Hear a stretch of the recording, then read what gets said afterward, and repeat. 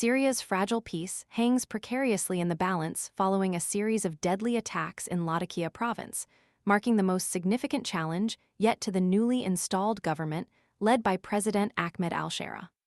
The assaults, carried out by armed men loyal to the ousted dictator, have targeted key security checkpoints, plunging the nation back into the shadow of its brutal past.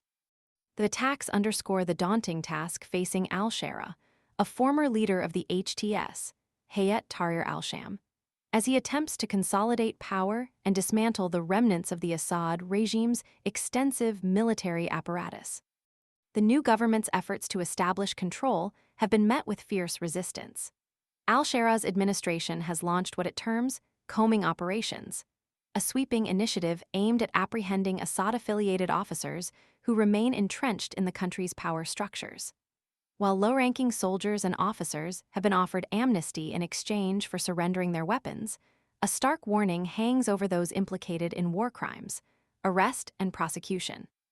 The specter of accountability looms large, a stark contrast to the impunity enjoyed by many under Assad's iron-fisted rule.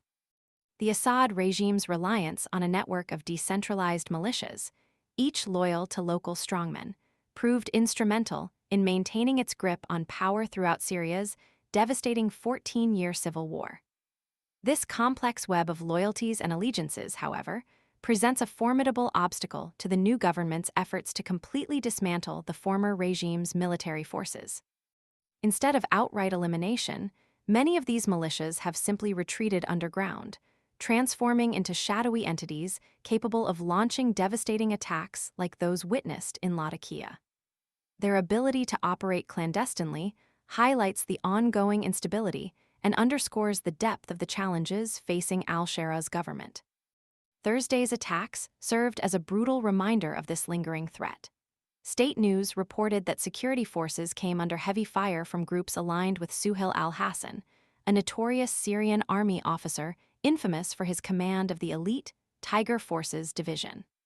Al-Hassan's involvement paints a clear picture of the organized nature of the resistance, signaling a coordinated effort to undermine the authority of the new government. The attacks were not simply isolated incidents, but rather a concerted campaign by forces deeply embedded within the country's security apparatus, showcasing the immense difficulty in rooting out the vestiges of the Assad regime. The arrest of Maj. Gen. Ibrahim Huwaja, the former head of the Air Force Intelligence Branch, further emphasizes the depth and complexity of the ongoing power struggle. Huwaja's alleged role in the 1977 assassination of Lebanese politician Kamal Jumblat adds a layer of international intrigue to the situation, potentially impacting regional dynamics and further complicating the already precarious security environment. His arrest, however, represents a significant symbolic victory for the new government, demonstrating its resolve to pursue justice for past atrocities and to dismantle the structures that enabled them. The attacks in Latakia serve as a stark warning. The transition of power in Syria is far from complete.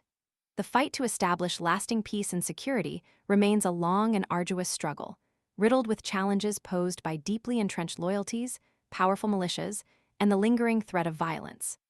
Al-Shara's government faces the daunting task of not only securing the nation, but also in fostering reconciliation and rebuilding a country fractured by years of conflict. The path ahead is fraught with peril, and the future of Syria remains uncertain, hanging in the delicate balance between hope and the enduring specter of violence. The international community must now consider how best to assist the new government in its efforts to establish lasting peace and prevent a further descent into chaos.